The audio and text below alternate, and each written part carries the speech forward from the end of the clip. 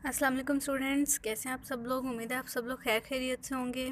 तो मैं आप सब लोगों को सबसे पहले तो एसन साइंस एकेडमी चैनल पे खुशामदीद कहती हूँ।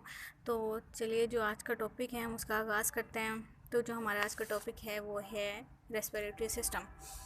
तो रेस्पिरेटरी सिस्टम में हमारे पास दो चीज़ आती हैं, एक होता है एयर पासेज वे और दूसरा होता है लंग्स। ठीक है, तो जो आज हमने डिस्कस करना है वो है एयर पासेज वे।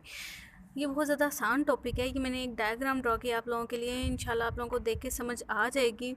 तो ये मैंने कुछ पार्ट्स को लेबल भी किया हुआ है। तो चलिए हम शुरू से देख लेते हैं कि हमारे रेस्पिरेटरी सिस्टम में कौन कौन से पार्ट्स शामिल है और किस तरह से हवा जो है वो हमारे लंग्स के अंदर जाती है, वहाँ पे एक्सचेंज कैसे होता है और एक्सचेंज के बाद जो हवा है वो बाहर कैसे आती है। ठीक है, तो जो हम इनटेक कर रहे होते हैं ना, जो हम अंदर लेके जा रहे होते हैं वो होती है ऑक्सीजन। क्या होती है? ऑक्सीजन। और जो हम लोग एक्सेल कर रहे होते हैं वो होती है कार्बन डाइऑक्साइड। ठीक है, तो अब हम लोग देख लेते हैं सबसे पहले पार्ट्स को, के पार्ट्स कौन कौन से शामिल है हमारे रेस्पिरेटरी सिस्टम में। तो सबसे पहले जो हम अगर देखें बाहर वाली साइड से, तो हमारे नोज़ में दो ओपनिंग्स होती हैं जिनको हम लोग कह रहे होते हैं नॉस्ट्रल्स। इसको हम उर्दू ज़ुबान में नॉर्मली हम नथने बोलते हैं। ठीक है, तो हमारे नोज़ में दो सुराख होते हैं, उसको क्या बोलते हैं? नॉस्ट्रल्स। ठीक है, जब हम अंदर की तरफ मूव करें, नोस्ट्रल के अंदर का एरिया जो होता है, जो खाली सा एरिया होता है, ठीक है, हम यहाँ पे अपने नोज़ को हाथ लगाएं तो हमें खाली खाली एरिया फील होता है, तो उसको हम लोग बोलते हैं नेज़ल कैविटी। उस पूरे एरिया को हम क्या बोल रहे होते हैं? Nasal cavity. अब नेज़ल कैविटी के अंदर दो चीज़ें होती हैं। कौन सी होती हैं? हेयर और म्यूकस। यहाँ पे हमें मोस्टली हमें नज़र आ रहे होते हैं, हम अपने नोज़ को अगर देखें तो उसके अंदर हमें बाल प्रोमिनेंटली नज़र आते हैं। ठीक है, तो बाल और म्यूकस होते हैं। तो इसका काम क्या है? हमें पता है कि हम जिस माहौल में रहें, हमारी जो हवा है वो पोल्यूटेड होती है, उसके अंदर डस्ट पार्टिकल्स हो आते रहते हैं। तो हम जब सांस लेते हैं, अगर वैसे ही डस्ट पार्टिकल्स के साथ हम हवा को इनहेल करते रहेंगे तो वो हमारे लिए नुकसानदेह होगा। तो अल्लाह ताला ने कुदरती तौर पे हमारे अंदर ये निज़ाम रखा है, बाल रखे हैं यहाँ पे, जिसको मोस्टली सिलिया भी बोलते हैं, सिलिएटेड स्ट्रक्चर्स होते हैं। तो वो क्या करते हैं? वो हमारी हवा को फ़िल्टर करते हैं, यानी कि जो डस्ट पार्टिकल्स होते हैं उसको ट्रैप करते हैं। और जो म्यूकस होता है उसका क्या काम करता होता है? वो हमारी जो हवा होती है, जो हम इनहेल कर रहे होते हैं, उसको मॉइस्टन करता है। ठीक है, और जो इसका टेम्परेचर है हवा का, वो हमारी बॉडी के इक्वल करता है। ठीक है, यानी कि हवा को वार्म करता है। अगर तो बाहर की हवा ठंडी है। तो चलिए हम अगला देखते हैं, इससे अगला। और हमें ये पता है कि जो हमारी नेज़ल कैविटी है वो पार्टीशनड है, यानी कि इसके दो हिस्से हैं। जो कि बाहर से नथने दो हैं तो अंदर से पार्टीशन है। सेंटर में हम हाथ लगा कर देख रहे होते हैं तो वो जो है वो पार्टीशनड हिस्सा है। ठीक है, तो अब हम देखते हैं नेक्स्ट नेज़ल कैविटी से आगे वाला हिस्सा कौन सा है, तो वो है फेरेंक्स। अब ये जो फेरेंक्स है ना, इसको हम मस्कुलर पासेज वे भी बोलते हैं। ठीक है, क्योंकि ये कॉमन पासेज वे है फूड और एयर के लिए। अब यहाँ से देखिए, यहाँ पे अगर हम खुराक खाते हैं, खाना खाते हैं, तो खाना यहाँ से आ रहा है, वो भी यहाँ से गुजर है। अगर हम सांस ले रहे हैं तो हवा यहाँ से आ रही है, वो भी इसी रास्ते से गुजर रही है। तो ये जो है ये कॉमन पासेज वे है फूड और एयर का। सही है, तो ये जो एरिया है जहाँ से हवा फेरिंग्स में एंटर हो रही है उसको हम इंटरनल नोस्ट्रिल्स बोलते हैं। ठीक है, तो यहाँ पे पार्टीशन जो है नेज़ल कैविटी की वो ख़त्म हो जाती है। तो जो ओपनिंग्स है उसको हम इंटरनल नोस्ट्रिल्स बोलते हैं। अब नेक्स्ट हमारा पार्ट है फेरेंक्स। ठीक है, वो हो गया हमारा कि ये कॉमन पासेज जो है फूड और एयर का।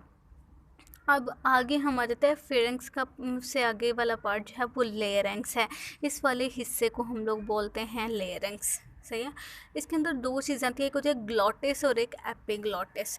ग्लॉटिस बोलते हैं ओपनिंग को जो यहाँ पे प्रेजेंट होती है फेरेंक्स के बाद, जो ओपनिंग होती है उसको हम ग्लॉटिस बोलते हैं। और एपिग्लॉटिस क्या है?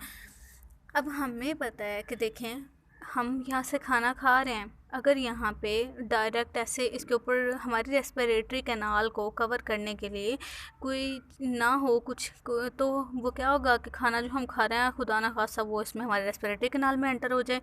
तो इस चीज़ से बचाने के लिए अल्लाह ताला ने हमारा सिस्टम इस तरह से बनाया है कि एक ये जो एपिग्लोटिस है वो एक ढक्कन की तरह काम करता है। तो जब हम निवाला यहाँ से हमारा आ रहा होता है, ऐसे आ रहा होता है, तो ये एपिग्लोटिस खुद ही इसके ऊपर ऐसे ढक्कन के फॉर्म में आ जाता है, वो उसको कवर कर देता है ताकि जो हमारा निवाला है, ठीक है, वो हमारे रेस्पिरेटरी सिस्टम में दाखिल ना हो सके, वो सीधा इधर एसोफेगस की तरफ चला जाए। ये जो कैनाल बनाई ये एसोफेगस, ये हमारी फूड कैनाल है, ठीक है। तो अब यहाँ से आगे अब ये हो गया हमारा लेरिंग्स, ठीक है। तो नेक्स्ट हम देखते हैं लेरिंग्स के बाद का पार्ट ट्रैकिया। अब ये ट्रैकिया है, इसके अंदर ये मैंने इस तरह के स्ट्रक्चर्स जो बनाए हैं सी शेप्ड स्ट्रक्चर्स, ये कार्टिलेजेस हैं। इसको हम लोग विंड पाइप बोलते हैं ट्रैकिया को ना। अप्रोक्सीमेटली 12 सेंटीमीटर लॉन्ग होता है ये, और इसके अंदर कार्टिलेजेस इसलिए हैं ताकि ये कोलैप्स ना कर जाए, यानी कि ये पाइप जुड़ ना जाए कहीं खुदा ना खास्ता अगर हवा मौजूद नहीं है, तो इसको खुला रखने के लिए इसके अंदर कार्टिलेजेस मौजूद हैं ताकि ये खुला रहे और हम आसानी से सांस ले सकें। और आपको ये भी पता होना चाहिए कि ट्रैकिया के अंदर वो म्यूकस सेल्स वगैरह होते हैं जो कि म्यूकस सिक्रेट करते रहते हैं और उसको ज़रा रखते हैं मॉइस्ट रखते हैं ताकि वो हमारा जो है कैनाल वो बिल्कुल म्यूकस के साथ रहे और वो बिल्कुल चिपकने ना पाए, ठीक है। तो नेक्स्ट हम देखते हैं ट्रैकिया के बाद हमारा जो आता है वो ब्रोंकाई। जो ब्रोंकाई है उसके अंदर भी मैंने वैसे ही बिल्कुल स्ट्रक्चर्स बनाए हुए हैं, तो वो ये भी कार्टिलेजेस हैं, सी शेप्ड कार्टिलेजेस। अब यहाँ पे आके सेपरेशन हो जाती है, जो ट्रैकिया है वो दो ब्रांचेस में डिवाइड होता है जिसको हम ब्रोंकाई बोलते हैं, ठीक है। अब ये ब्रोंकाई जो हैं ये सेपरेट लंग्स में दाखिल हो रहे हैं। ये हमारा जो है राइट लंग है, ये लेफ़्ट लंग है। थोड़ा सा फ़र्क होता है हमारे लंग्स के अंदर, ठीक है, क्योंकि लेफ़्ट लंग थोड़ा सा ये 2 लोब्ड होता है, यानी कि इसके अंदर 2 लोब्स होते हैं, ये इसके अंदर 3 लोब्स। इसमें 2 क्यों होते हैं? क्योंकि हमारा हार्ट भी यहाँ पे प्रेजेंट होता है, जिस वजह से ये थोड़ा सा छोटा होता है और ये बड़ा होता है। अब जो ब्रोंकाई होती हैं वो फर्दर आगे हमारे लंग के अंदर जाके ब्रोंक्यूल्स में डिवाइड हो रही होती हैं। ये छोटी छोटी जो ब्रांचेस हैं, ठीक है, इनको हम लोग ब्रोंक्यूल्स बोलते हैं। अब ब्रोंक्यूल्स आगे फर्दर डिवाइड हो रही होती हैं और बनाती हैं एल्वियोलर डक्ट। अब इसको हम एल्वियोलर डक्ट क्यों कहते हैं? क्योंकि अब ये वाली जो नालियाँ हैं ये आगे हमें लेके जाती हैं किन की तरफ? एल्वियोलाई की तरफ, ठीक है। अब देखें ये जो पार्ट है हमारा, ये जो हमारा यहाँ पर एल्वियोलाई यहाँ पर प्रेजेंट होती हैं, वो हम यहाँ पे देखें, यहाँ पे मैंने वो बड़ी करके दिखाई है आप लोगों को। ये एल्वियोलाई ये बेसिकली सैक लाइक स्ट्रक्चर्स होते हैं, ठीक है।